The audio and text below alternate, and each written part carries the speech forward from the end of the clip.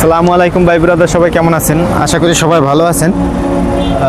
বাংলাদেশে যেভাবে ধরেন ওই মাছের বাজার বসে বা বাজারে যেরকম অনেক কিছু বিক্রি হয়, এই যেমন আমাকে এই জায়গাও গাড়ি বিক্রি হয় ওই রকমের।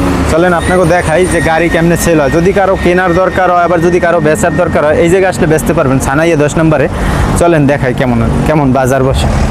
এই বাজার যেমন ধরেন ওই যে লাস্ট সিগন্যাল, ওই দিক দিয়ে গাড়ি আসে, ওই দিক দিয়ে এই সাইড দিয়ে আসে। এইরকমের দেখেন ওই জায়গায় অনেক গাড়ি জমা হয়েছে।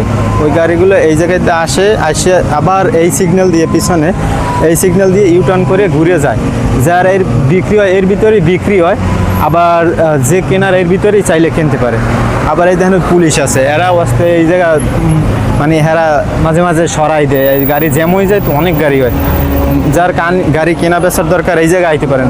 যেই গাড়ি হোক, নষ্ট গাড়ি, ভালো গাড়ি, খারাপ গাড়ি, আইলে এই জায়গা বিক্রি করা যায়, কোনো সমস্যা নেই। হয়তো একটু কম হয়, হয়তো একটু বেশি। আবার চাইলে ভালো ভালো গাড়ি কেনাও যায়, সমস্যা নেই।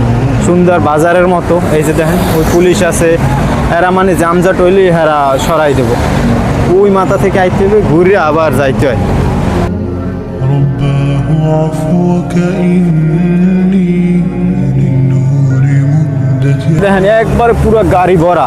প্রত্যেক দিন না, প্রত্যেক বৃহস্পতিবার আর শুক্রবার এই 2 দিনই বসে।